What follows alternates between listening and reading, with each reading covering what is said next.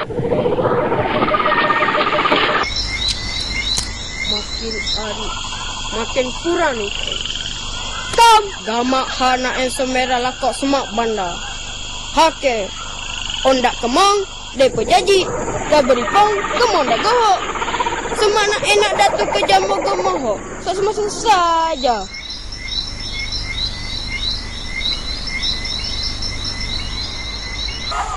Cik ayam. Apa kan? Ayam cik arek nak mesti arek kau mencak. Kan. Mende, mau aku pun datu. Semata tempat yang ring.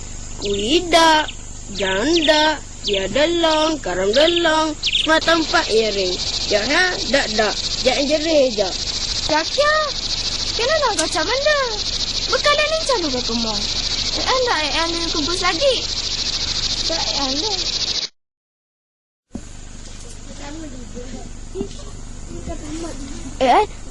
Kesian kanan he.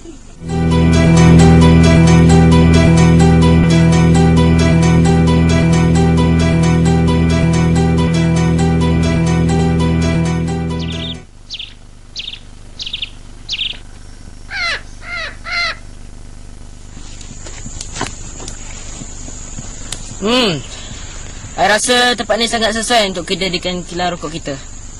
Tempatnya strategik, kemudahan pun ada. Kemudahan apa? Ni kan hutan belantara. Human resource of course. Orang asli kat sini, kita boleh jadikan pekerja dengan gaji amat murah. Tapi, macam mana dengan komuniti orang asli kat sini? Kilang kita mesti akan mencemarkan kehidupan mereka kan? Boleh apa? Sekarang kita kaya. Yang penting duit. Lagipun, orang asli kat sini buat banyak juga pencemaran. Menebas hutan sari sini, merosakkan ras kita. Kita hanya membangunkan hutan ini. Tak salah kan? Ladies and gentlemen, all inhabitants of planet Earth, do you know that because of the global warming, the Earth temperature has increased and no longer stable?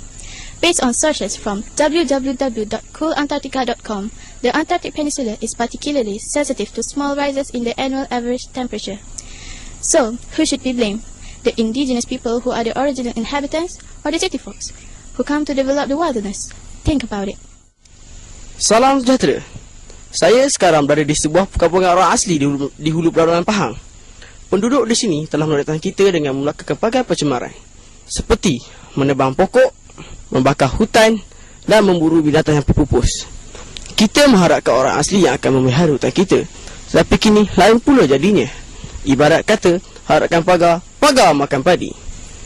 Sekarang, saya akan menemu Batok Batik kampung ini untuk mendapatkan reaksi beliau.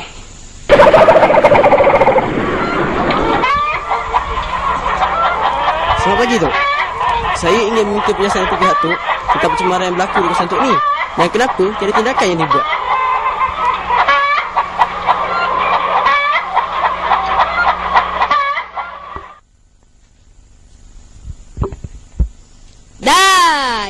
Saya setuju. Tempat ni nak mecak-cak cukup lawa, cantik, ranyam. Sekarang delang degok, berhemrong, cande ratakan, batu-batu pun kemang dihancurkan. Akhirnya macam yen, kemang hancur.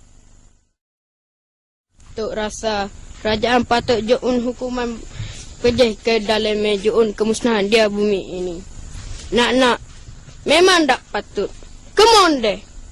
Tigai geres tu lush alert. Tu jerat deh cam ayam. Tapi Tapi polis palah. Beloved inhabitants of planet Earth, who should we blame for this environmental disaster? Can we make a decision? The question is, why should we accuse one another? What benefit can we get from such action? Isn't it better for us to work together, to discuss, and to look for a solution to the problem of pollution? Eliminate all the crooks of environment, that is the destructive nature in us. Go green!